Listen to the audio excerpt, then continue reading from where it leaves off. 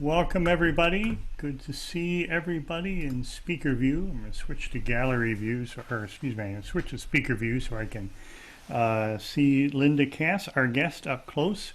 Linda Kass is the owner of Gramercy Books here in my fabulous town of Bexley, Ohio, and she's the author of a couple of books. So it's a little bit different this time, but we've got somebody on the author side and somebody on the bookseller side, and I think we have a lot to learn from her in this age of coronavirus pandemic and and we'll ask her about what that has done to both those professions.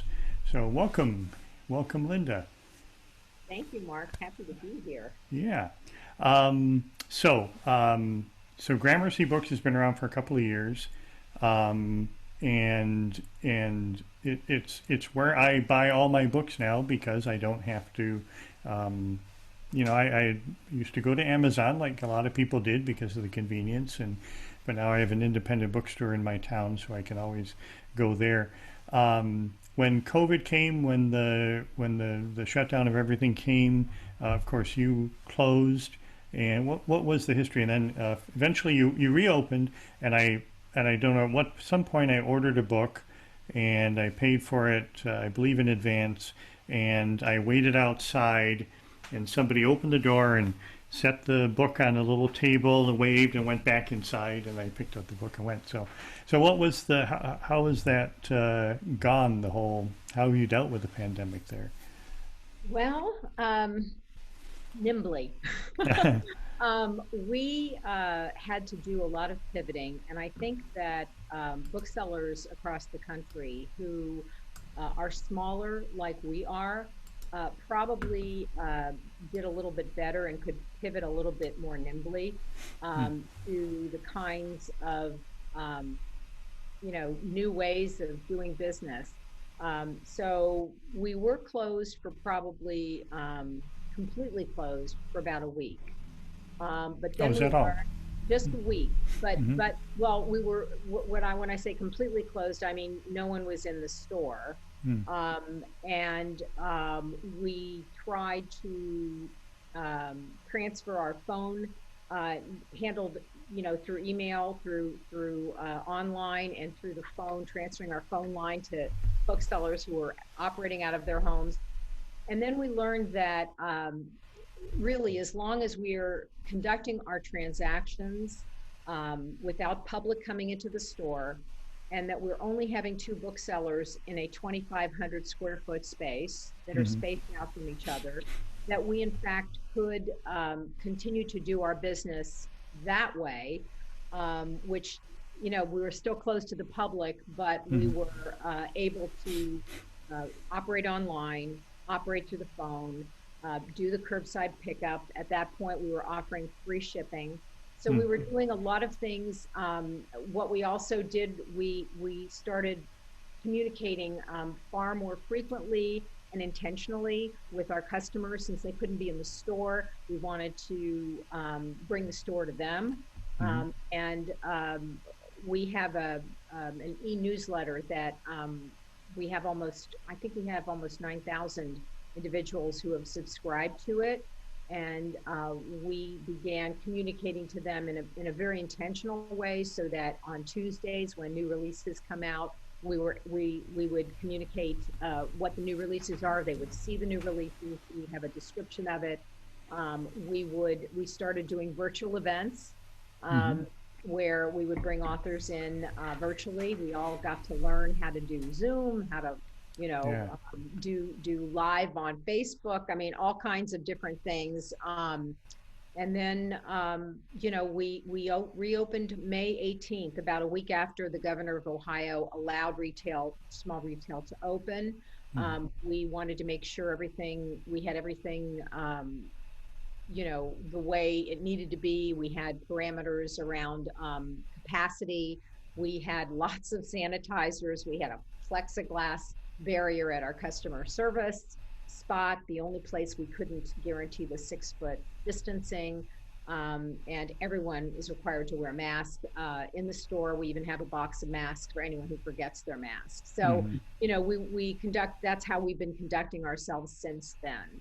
Mm-hmm. Um, we're doing, as I said, a lot of, as Mark, we're doing 8 to 9 live events, either in the bookstore or offsite, every month. Right. And we now are doing virtual events. They take a lot longer. So we're trying to do about 4 a month at this point. We have a small staff, and Mm-hmm. it takes a lot of preparation time and prepping time for those who are on our show. We're using both Zoom webinar and Zoom meeting, Mm-hmm. depending on the kind of program we're doing. So that's kind of how we've operated. We are fortunate. We've been embraced by the community, and we're one of those. We're in the minority of bookstores across the country that are doing okay. There's a Yeah. lot of them that are struggling terribly.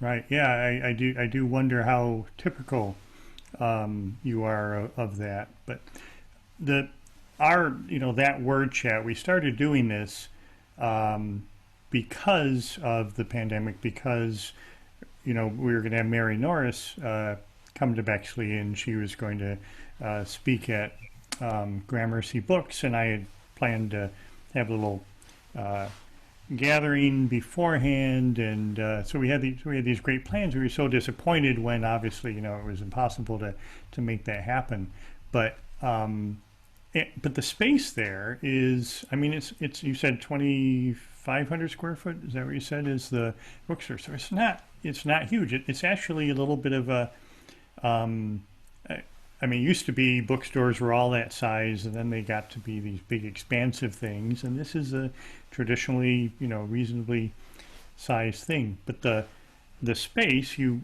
sort of move the shelves out of the way, and you put all the chairs in tight. And I mean, I don't know when we'll get to the point where you can do that again in that space. Well, Um, as you said, when we did events, when we started the bookstore, we put the bookshelves on rollers so that we could maximize the space that we use. So, mm-hmm. um, we don't have a dedicated event space. As you said, we move all the shelves out so that Right. we can accommodate 65 Which, people. which I suppose one nice thing about that is you never feel like you get a small crowd. I mean, there's always there's such a small space. You pack them in usually for everything. But you said you used to do like 9 events. Now you're down to 4 events per. Yeah. So let me ask you before I forget. Tonight is Peter Frampton. Now, that's not a Gramercy sponsor thing, right? That's some sort of a thing you're offering that they're doing. Well, this is a very exciting, actually, event for us. We've never done this before. So, Mm-hmm. Frampton, Do You Feel Like I Do? His memoir is out today. Mm-hmm. And Hache, his publisher, um, chose 5 bookstores in the country to be their exclusive national partners, and we were so thrilled to be Ah, among the group. So it's Gramercy Books and Greenlight Books in Brooklyn, Parnassus in Nashville, Book Soup in Los Angeles, and Source Books bookstore in Detroit. So the 5 of us each worked almost simultaneously in the announcement. We worked very closely with Hache. We are the exclusive sort of, we register people for it, mm-hmm. and we sell the book, and we provide and ship the book out to the registrants along with swag that Hache provided for us that are, kind of cool stuff like a VIP lanyard and a tar pick and the poster, etc. So we are one of 5, and they are hosting the event. So what they get after they register with us, they do get a link then to Crowdcast, because they're doing it on Crowdcast.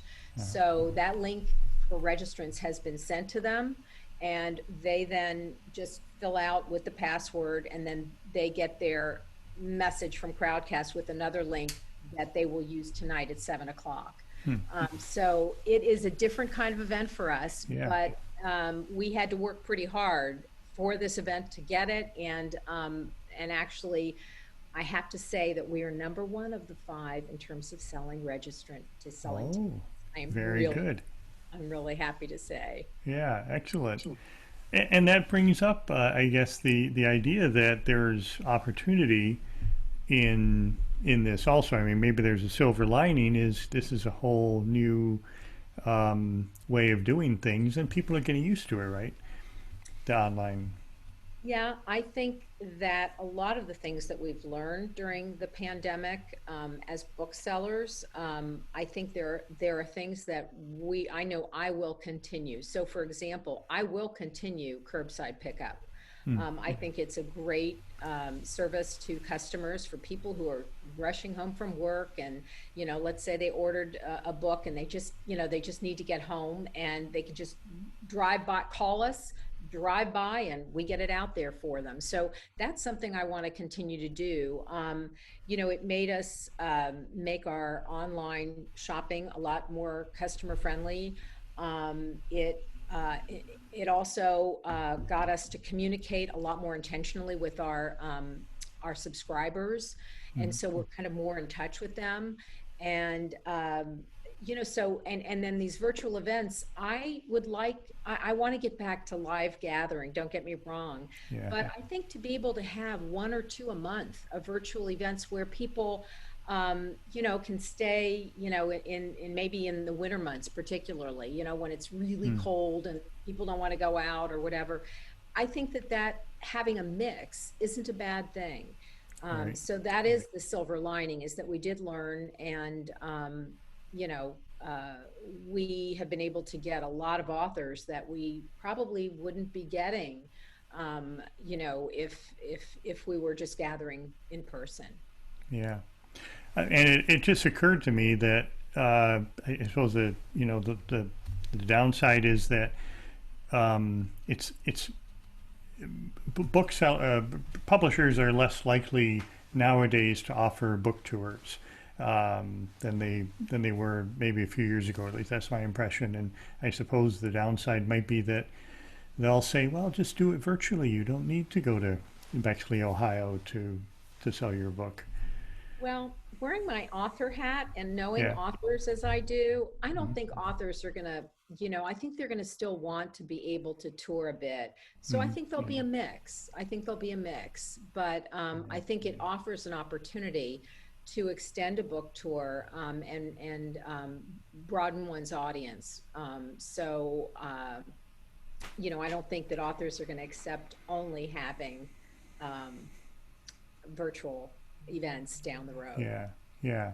You know what? We should put. I think Mary Norris is here, and we didn't plan to talk to her. We should put her on the spot and have her unmute Yeah. and come on video and say and tell us what she thinks. Is this true that if she's there, she may have stepped away to the kitchen?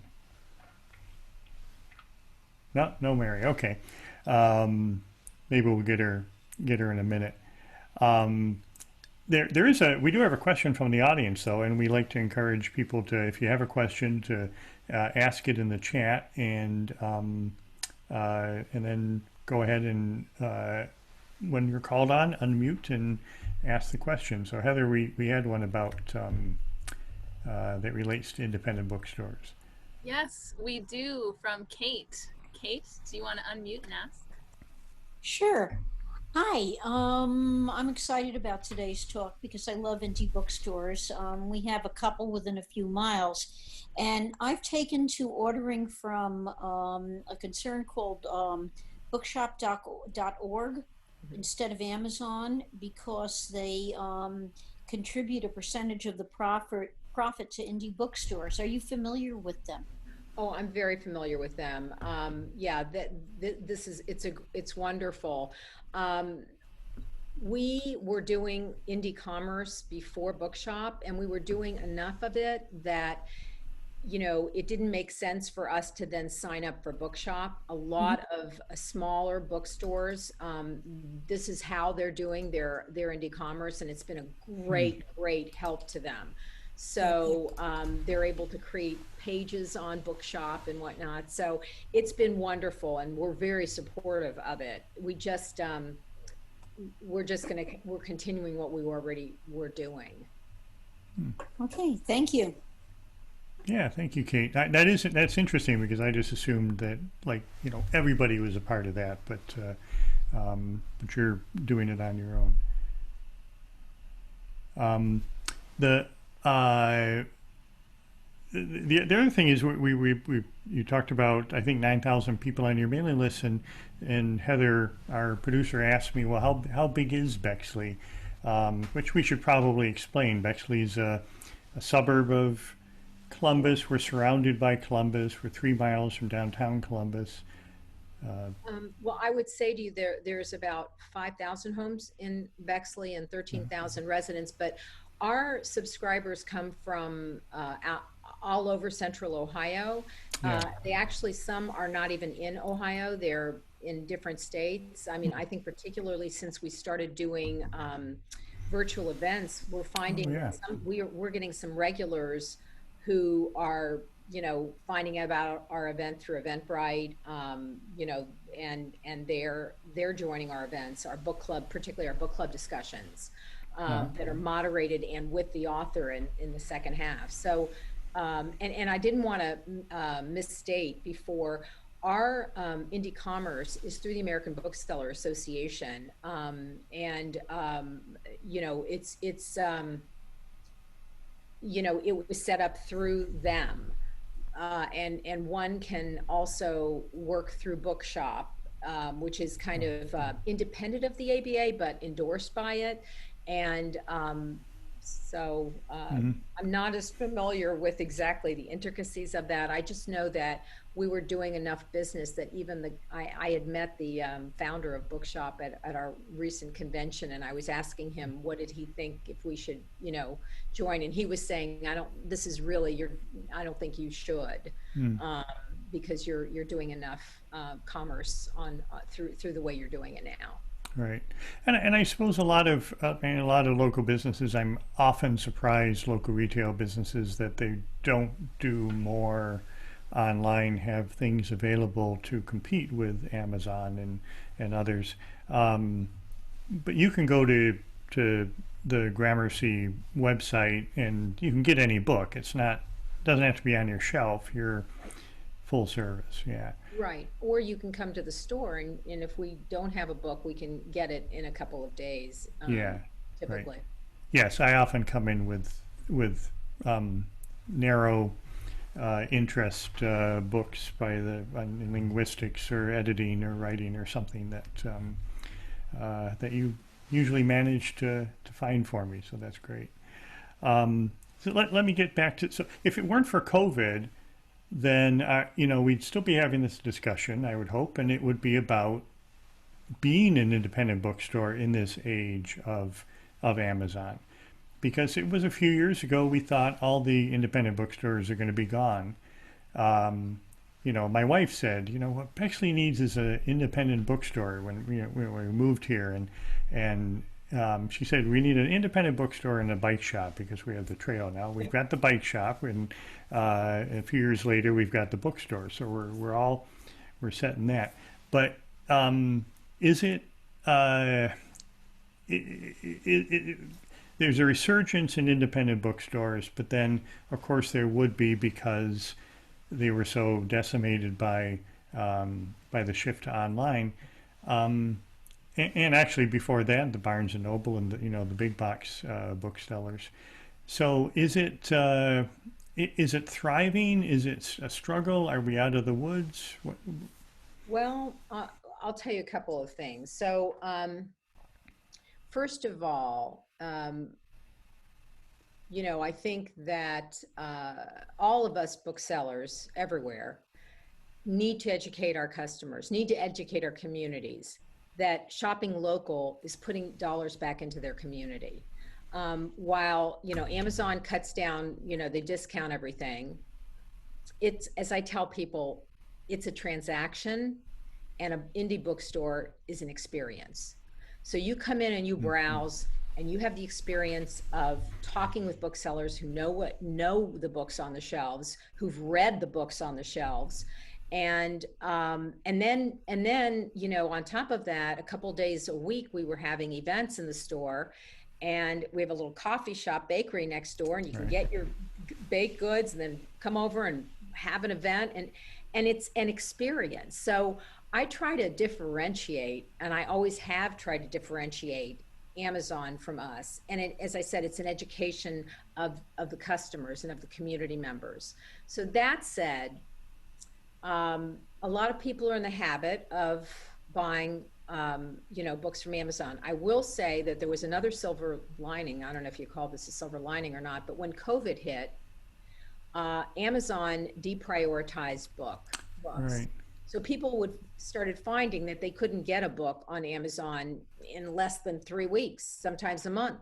So it really opened the door for all of the booksellers who were trying to convert themselves into almost a fulfillment center instead of a, browsing in-person gathering place.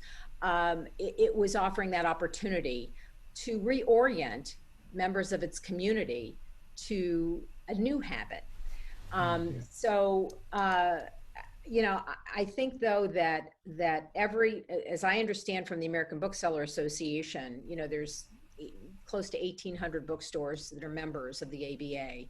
And more than one, there's probably one independent bookstore a week that has closed since the pandemic. There have been a few that have opened, actually, because I keep, I read my trade publications, and there actually are some that have opened during this time period. So it's not all loss, but it is a loss. And I know the ABA is sort of focusing on a national campaign right now to let people know that bookstores need community support if they're going to stay around.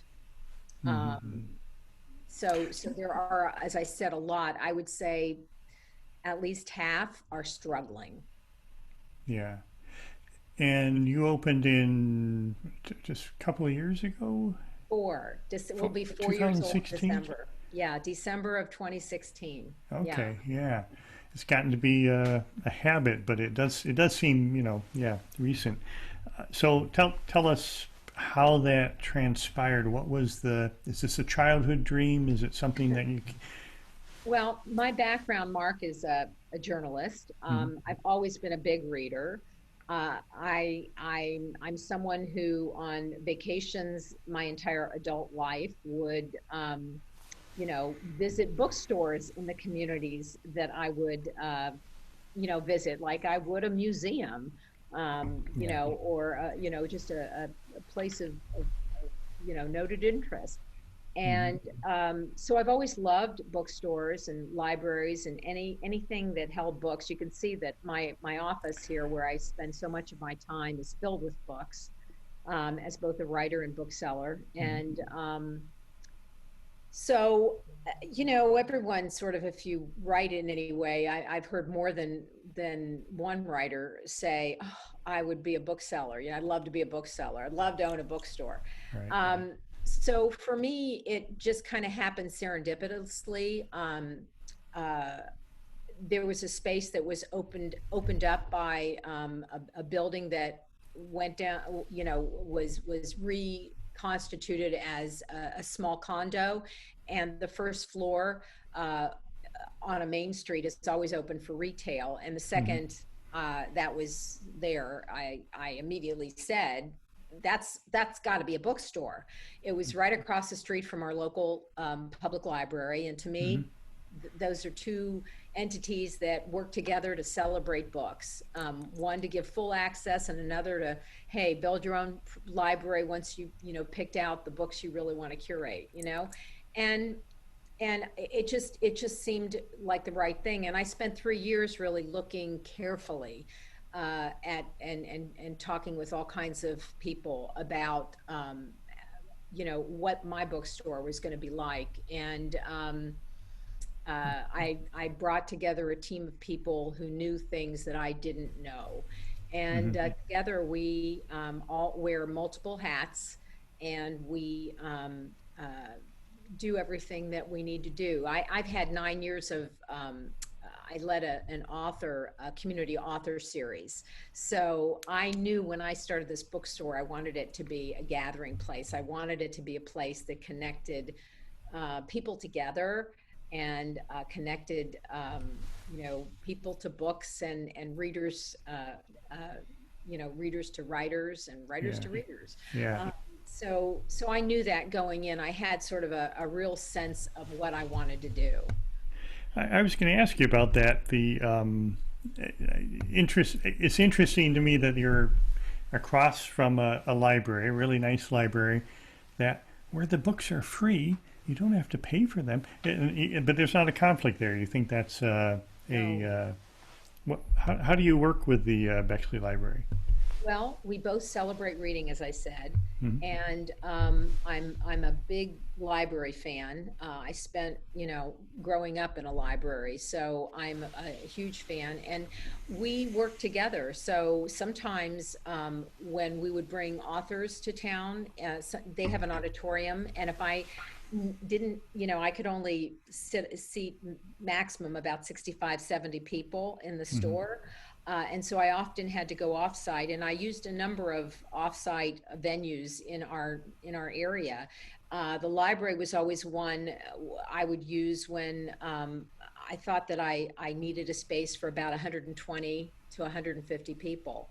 And Yeah. we would partner with them, or they would bring an author in, and they would ask us to sell the books, because some people, when the author comes in, maybe they want to take the book out, but some of them do want to buy the book. So they'd always ask us to come to their events, and I would always send one or two booksellers, and they would come with their square, and we would display the books for them. So we work together all the time in that way. And in fact, we started a local author series in August for local authors, self-published authors. We never could find a way, because we only do so many events, to feature so many of the authors that are locally in our community.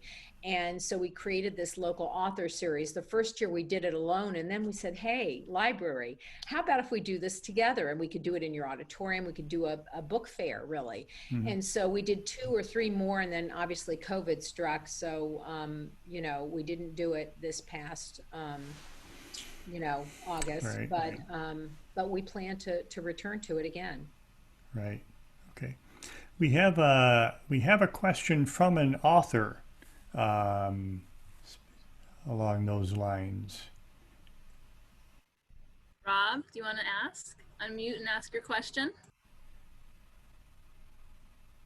Hi, everyone. Hey, Don't Rob and forget to vote. Teresa. Hi. We put together a book. Perhaps you've heard of it. It's called Why Editors Drink. And we're wondering how, as self-published author and illustrator, we can approach indie bookstores to get our book into your places. It's now print on demand through BookBaby, and then you can order it through Amazon and Barnes and Where are you located, Rob? just north of Chicago. Mm-hmm. Well, I know that we have a policy. We have a local author section. We carry our local authors' books, self-published books, on consignment. And as I said, we started a local author festival so that we could feature their books, in a day-long festival that draws a lot to That's so great. yeah, so I would suggest, really going to the Chicago area. Obviously now it's tough because a lot of stores are closed. In fact, one of my favorite bookstores in Chicago is closing. I'm just so upset for Teresa Kirschbaum at City Lit, because they're closing. But I would suggest going to the bookstores in your area, and I would think and hope that many of the bookstores in the Chicago area would, would then carry your book on consignment. And, when you develop a relationship with bookstores, and if your topic is one that, the bookstore is interested in carrying as they curate the books on their shelves, they may also, outside of Chicago, consign with you to offer your book. Those are great ideas. Thanks so much. Thank you. I was just looking on my shelf for Robin Teresa's book, and I have it out somewhere. So, but Rob and Teresa are going to be on the show in is it December? We've got December 1st, I think you said. December 1st. All right, we're gonna learn all about why editors drink. Maybe there will be drinking involved at that stage. We'll have a happy hour a couple hours early. Yeah. Well, yeah. It's Thanks never for the too. plug. Yeah. Sure thing.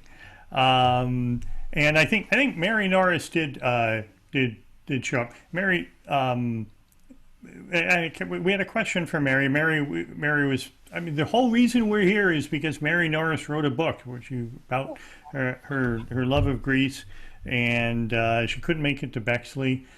Mary, as an author, what do you think is the post COVID book tour scene going to look like, if we ever get to post COVID? I was going to say we should be so lucky. Yeah. As we get COVID tour, right? Well, I need to say that I've really been tickled to hear you invoking me during the show. It's just name dropping. One of your inspirations. That's really good. Sweet. And it, of course, I was disappointed that my book tour just folded. My book came out April 1st, and all of these events. It wasn't a huge book tour, but there were events in Ohio and Michigan and Maryland and in New York. And some of them, there was even going to be a Greek wine tasting in New York, and that collapsed. Oh, I'm so sorry about that. So naturally, I'd rather see people in person. And I love being backstage in a bookstore, being in the office and seeing the stuffed animals and the notes from authors. Yeah, I love that. That's just the backstage feeling of it all, and seeing people. And I like to travel. The advantage to Zoom is not having to travel. And also that people from all over can, you don't have to be in Ohio to be in the Gramercy bookstore, which is pretty amazing. You can Zoom in from California, from Ireland, from Australia, if the timing is right. So that is the advantage.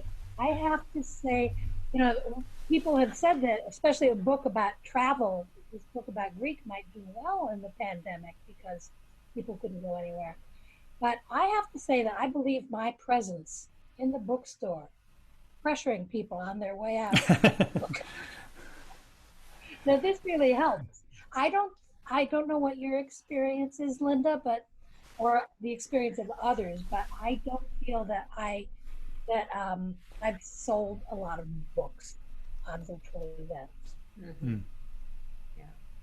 Well, I think, bookstores have to get very creative in terms of how they're programming authors. I mean, and as an author, I see how some are creative and some just, program you on and you're there. You know what I'm saying? You're not, it's when what we try to do, because we want to make the experience great for authors, and we want to make it, one that also gets people engaged in the book and buys the book. I mean, that's what we're here for, people. And so we try to sometimes find ways that we can find a conversant with the author, someone who, is aligned with that author's topic, or a local expert in the community that people know, so that you're bringing then another element into that author's event. We also try to, whenever we can, we try to partner, get community partners, we call them, where we recognize the community partner in our event, any particular event, and it's one who is very aligned with the topic. I'll give you an example. I'm working on 2021 right now, and obviously right now we're still working on virtual events. And there's an author who is a journalist who's written her first novel, and it's a novel that the topic takes place in San Francisco, and it is about homelessness. It's a murder that happens to a homeless child that a homeless woman sees, and it's a book that humanizes homelessness. And I love that, and I know that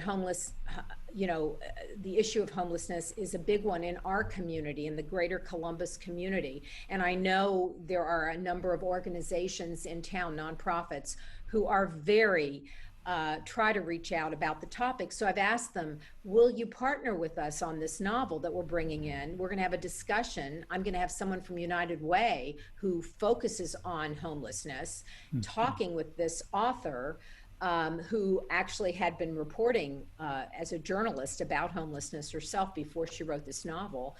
And, the audience gets bigger, and more people are buying the book, but all that takes a lot more work. And I don't think, every bookseller is out there, going to do it that way. I came to book selling with that hat on. I don't know if you heard when I said that I led an author series for 9 years, and I really intended to make that part of the, curating, convening, and community experience that's part of Gramercy Books.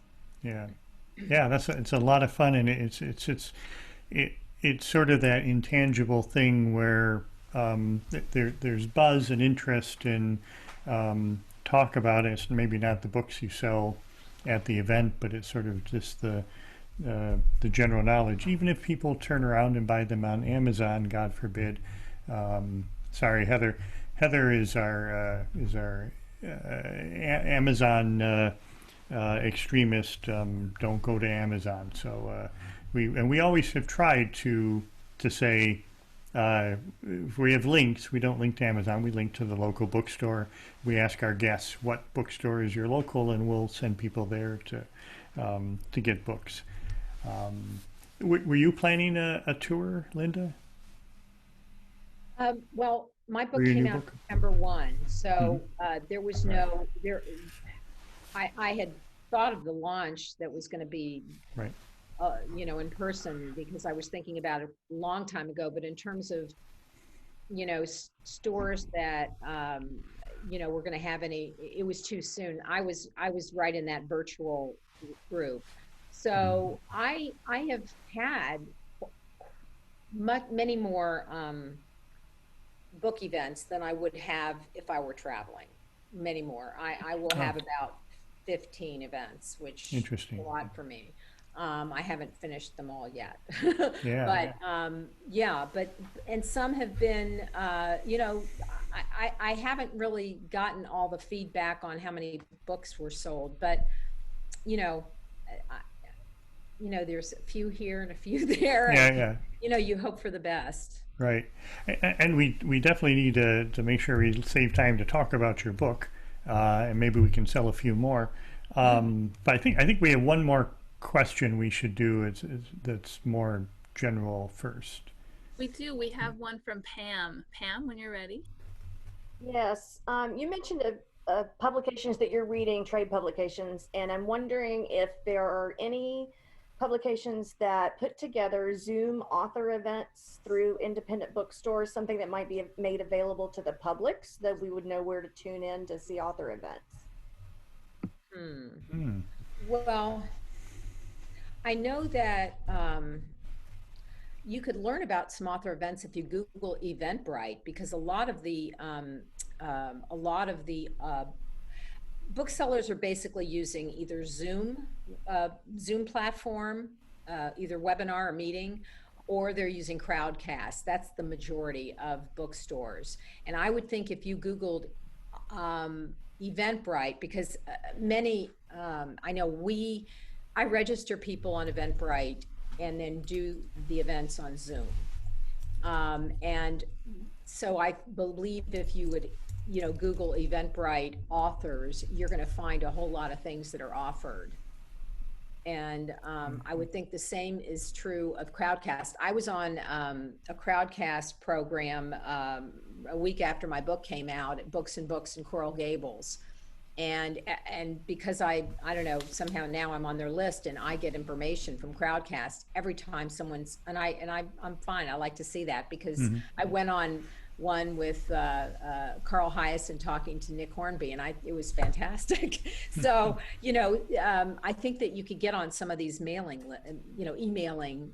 kinds of things and learn about it. I don't know that like Publishers Weekly or any of the trades really, list virtual events as a regular. I've not seen that. Yeah, I did the same thing with Eventbrite when you brought Connie Schultz. Well, I think when you brought Connie Schultz to town, that was the original plan. But I signed up for her thing on through Eventbrite, and now I get emails from Eventbrite saying you may be interested in this other Peter Frampton. You may be interested. I don't know if there was one of them, but you may be interested in this other thing. So, and Heather has put a link in the Zoom group chat that may help us find events like that. So it is very cool. I mean, that you can be global. You said you're in Coral Gables. Where else are you geographically? Is it mostly in Ohio, or is it all over? No, actually, I have an event coming up in West Orange, New Jersey, and Irvine, California. Yeah. And Skokie, Illinois, Chicago. I was in Boulder, Colorado, Cleveland Heights, Florida. This afternoon, I was in an earlier book festival that had 6 community centers in Florida, because my book is one that would be probably in a Jewish book fair, because it is a book about an immigrant that comes to this country in 1938 and becomes a military intelligence officer. So any book that has any kind of theme like that, they had 6 Jewish community centers that got together and did a whole literary book fiction fest. So that's what I was on earlier today. Okay, and that's that's the segue we need, because this is the book A Ritchie Boy, which I had never heard of, and I think you allude to this, or I've read about this, that most people haven't heard of what A Ritchie Boy is. I just thought it was a kind of a quirky title. You always want something just a little bit odd grammatically, and so I thought, well, what does that mean? Tell us about what is A Ritchie Boy and how did this come about? Sure. So this book, A Ritchie Boy, it follows the early life of a character by the name of Eli Stoff. He's born in Vienna and faces widespread anti-Semitism, obviously at that time, 1938. He and his family are able to escape Austria. He's 15 years old. And then within 5 years of arriving in America, he's recruited and trained by the U.S. Army as a military intelligence officer at a secret camp in the Blue Ridge Mountains of Maryland. And so the book title comes from the name of this training facility. It was called Camp Ritchie. This is a true, and they recruited thousands like this character, Eli Stoff, who were Jewish refugees born in Germany and Austria, and they were fluent in the language and customs of the enemy. And these young men worked undercover on the European front and helped the Allies win World War II. Their nickname, obviously thus, was the Ritchie Boys. And my story is inspired by my own father, who was a Ritchie Boy.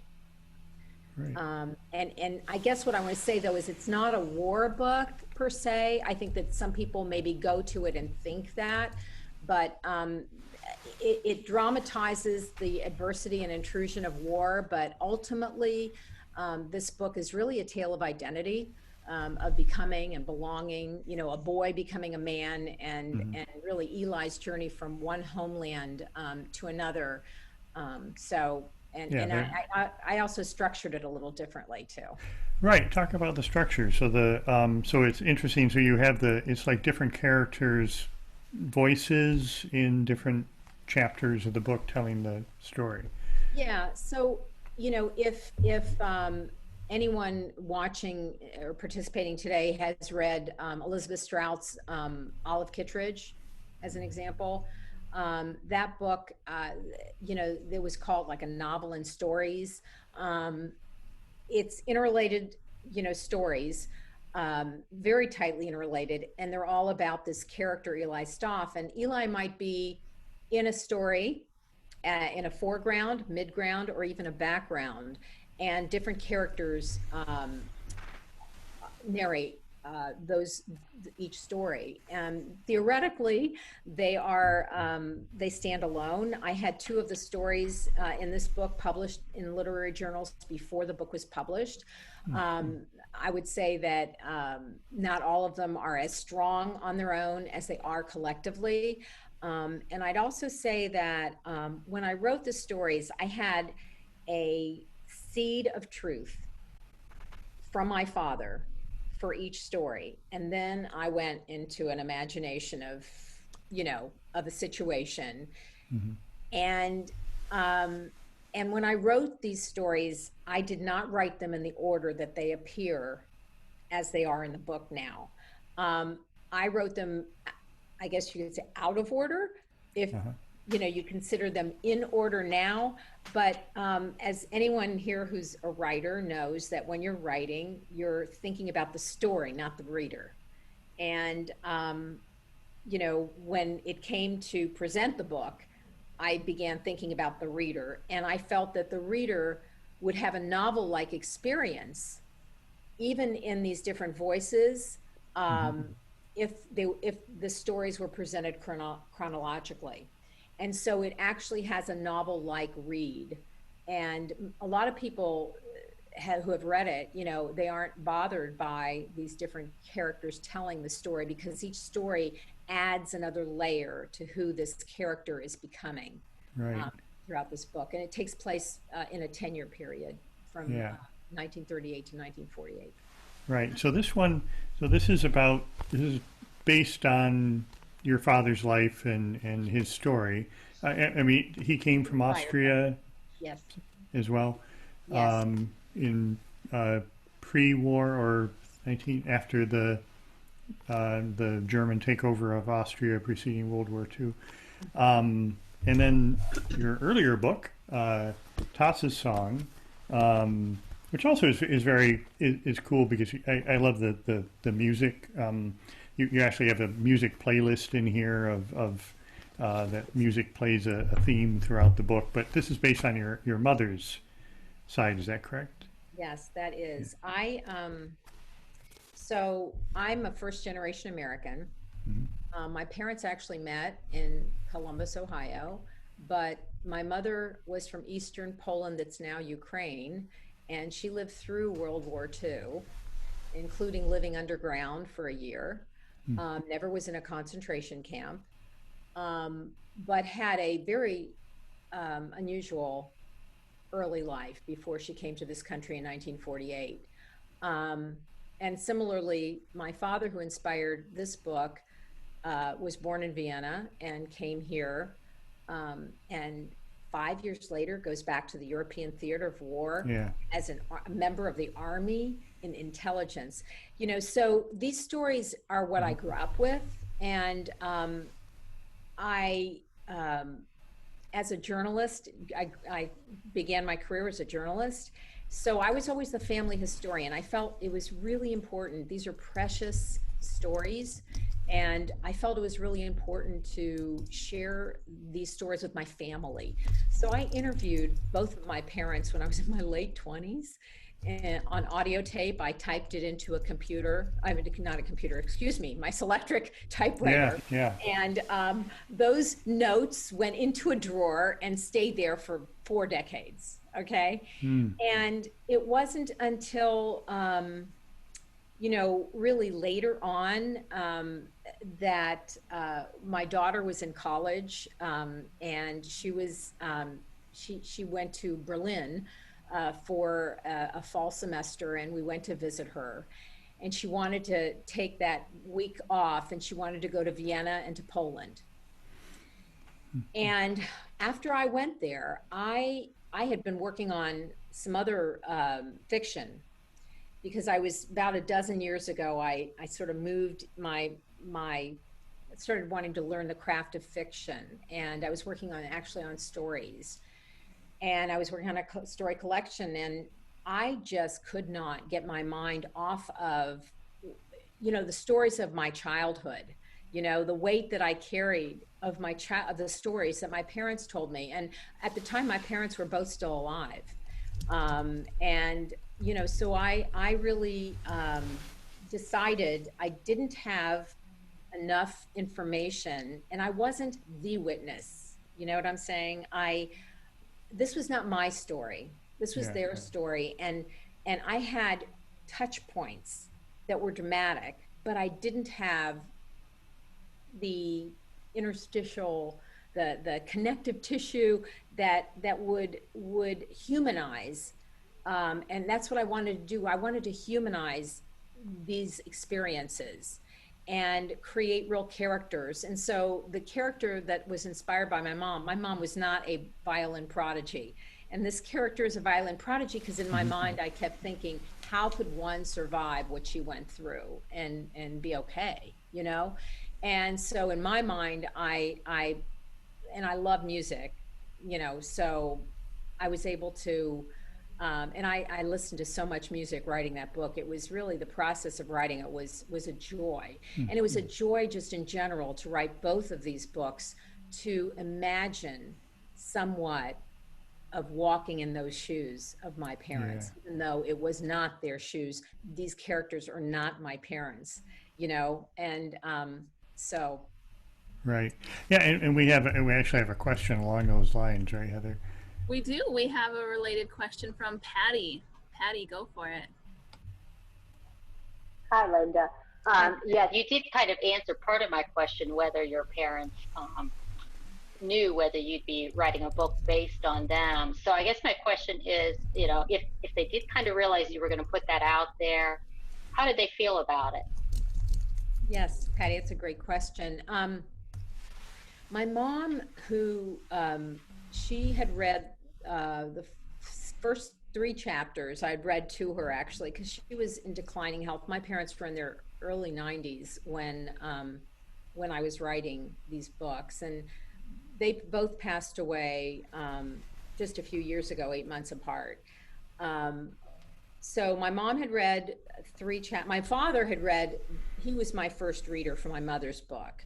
And he read the first draft, and he read after it was all edited, and he absolutely loved it. My mother read the first 3 chapters and she loved them. And she said, "That's not me." And I said, "I know it's not you. That's good. It's good," you know, because I created really a new character, but I used those experiences to enrich, you know, to be part of the story, because those are real experiences that happened. So, you know, historical fiction, you know, takes that which is real, and then it also imagines and invents. And so that is what I did with both books. My dad read 2 of the stories, and again, he liked them. He had no problem with me writing them. He saw that I had fictionalized, you know, he had read The Interrogation, which is a story in the book of a young, you know, of his character, the character inspired by him, in an interrogation outside of Paris. And my father did do interrogation. That is one of the primary things Richie Boys did. He was stationed after what we know of as the Battle of the Bulge outside of Paris. But everything else was made up. I don't know who he interrogated, how he interrogated them, and how that story and interrelationship of these 2 characters, you know, what happened, that was completely invented. So, you know, they were, to answer your question, they really, they understood the process and they were fine with it. That's great. That's a nice memory that you have, that they appreciated your work. Yeah. Thanks. We also have another question from Aaron, our producer. Aaron, if you want to unmute and ask. As I madly type the next tweet. Yeah. So I wonder, Linda, what it's like to try and balance running a business that hopefully is open, 7 days a week, and having employees and all that comes with that kind of real world retail experience, with writing a book, which is sitting at your desk and just doing the work. Yeah. Aaron, I balance both of these things. I have a store manager. There are booksellers that I'm not selling books directly to customers. I mean, I'm in the store almost every day, here and in and out. But I do all the marketing. I curate every program we do. I work with the publishers. I deal with our website. No one else does. I just had it upgraded and updated. So, we all wear multiple hats. And so it's hard because, I'm working on a third book right now, and I literally have to clear my mind. I have so much going on in my mind as I'm trying to program things, and there's so many elements of the programs. And I almost have to just separate myself for a couple of hours, a few days a week, or take a week off and just retreat myself. I'm never away from the bookstore. It doesn't matter where I am always dealing with it. But if I can turn off my electronics and just focus for a few hours and get into that mind space, that's kind of what I do. I sort of compartmentalize. It is slower, being a bookseller. If I was not a bookseller, I'd be pulling out a book every year and a half or 2 years. And for me, it's going to be every 4, probably, just because it's taking me longer. Well, that brings up my next question is, you have the book based on the life of your mother, book based on the life of your father. What's your next book you're working on?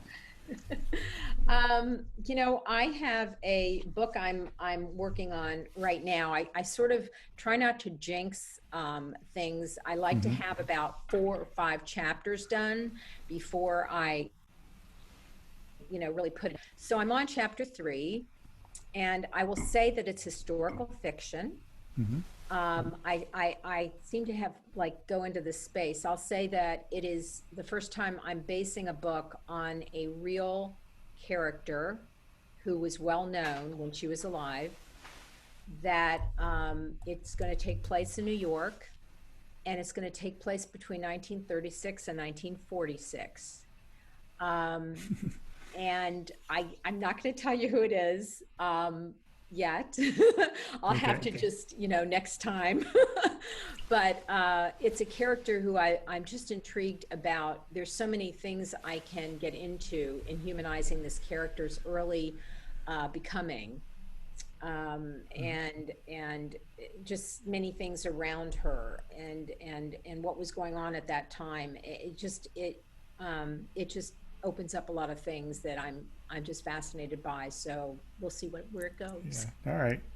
And that's fair enough. And you can come back on the show and tell us about the book when when you have something that you're want to share with your friends here. I'm curious about you came to novel writing, to fiction, fairly late in life. You were writing nonfiction. Do you write some nonfiction still, or have you sort of made the shift? Or well, Columbus Monthly approached me about 8 months ago and asked me to write an essay based on this book coming out, but based on actually why I wrote about my parents fictionally. And it was kind of interesting to go through that process to write an essay like that.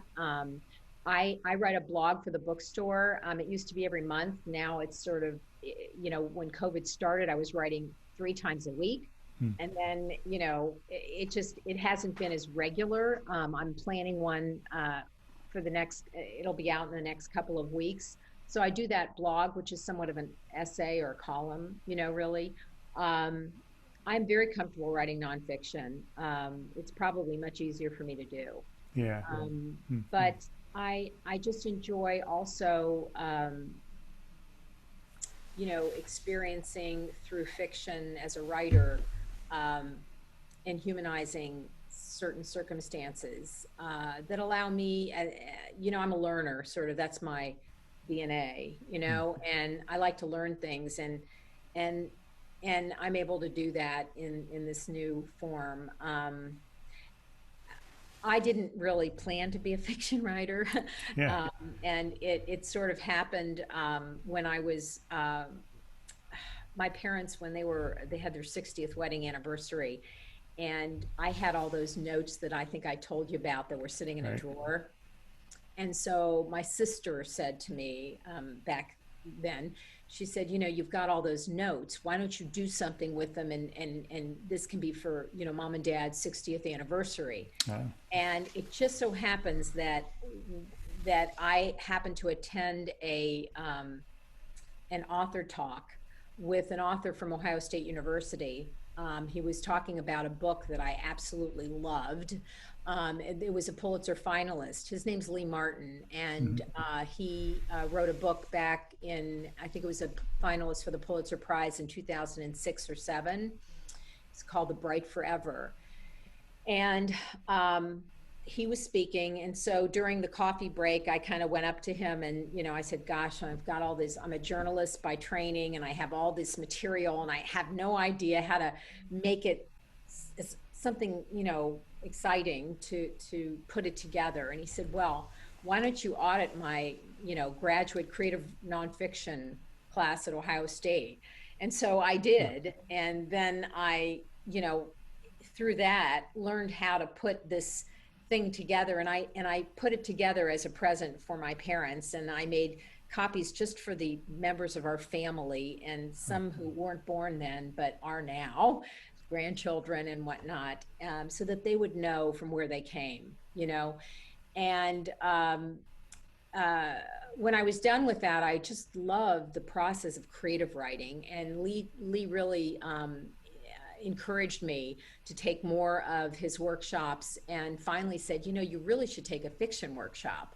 You know, even if you want to just stay with nonfiction writing, take a fiction workshop, because, you know, it'll help your nonfiction. And so that really was what kind of put me into fiction. And once I got there, I really wanted to learn more and more. I have more questions. I always do this. We're over an hour, and so we should. There's one question that was on my mind that Elizabeth has must have been reading my mind, because she had the same question. Right, Elizabeth, do you want to unmute and ask? I think quite a few of us, in addition to you and I, Mark, are wondering this. Can you tell us, is that really your library ladder in the background? And if so, do you look at it every day, and does it just make you really happy? I didn't hear the last part of your comment, Elizabeth. Do you look at that? If it's really your ladder, do you look at it every day, and does it just make you very happy? Oh, are you kidding? The books on those shelves are my pride and joy. I've throughout my lifetime, I've read those books. There's reference books there. There's plays. There's poetry. There's writing books. There's the best fiction, my favorite fiction that I've ever read, and they're all the way at the top. And I need a ladder to get up there, because I pull books up. Isn't the ladder the best part? The ladder's so cool. I mean, I moved here recently, and I wanted a ladder in my library, my own office library, and so I got one. Yeah. Where are we? Is this the back room of the bookstore? No. I'm in my own condo. This is your home. Okay, cool. Yeah. All right. All the time we have. Thank you very much for doing this. This has been a joy. These are the two books, and where can people buy these books if they want to buy them? Well, if you contact your independent bookseller in your community, they may not have it on the shelf because Toss Song came out in 2016. Right. Richie Boy should be available, very much available, and they can order it for you. They're easily accessible through Ingram Publisher Services, so that's how you can get them. I'm not going to tell you to go to Amazon, please. No, but people can also go to, you do ship, right? People can go to Gramercy. Oh, and we ship. Oh, yeah, we have yes. them. And you had this one, for sure. We have them. All right. Thank you very much. Thank you, everybody, for being here.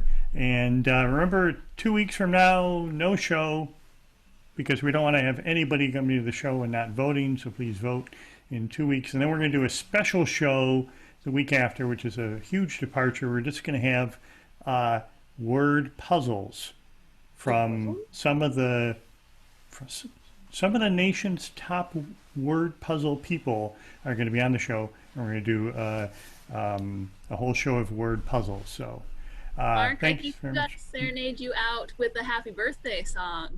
We're going to do the happy birthday instead of the. I think it's necessary. All right, tell you what. Appreciate it. I will let me share my screen. I will mute myself though, and so we can sing along to the closing credits. Aww. Thank you all very, very much. Thank you, Mark, and thank you all. Go ahead, Heather. Cue us. Get this screen going. You ready for us, Mark? Perfect. Happy Birthday to you. Happy birthday to you. Happy birthday, dear Mark. Happy birthday to you. And many more. There you go, Mark. You got all keys at once. And of course, on the sound is always delayed, so that's the typical beautiful birthday Yeah. compilation. Thanks so much, everybody. See you in 3 weeks. Thank you. Bye.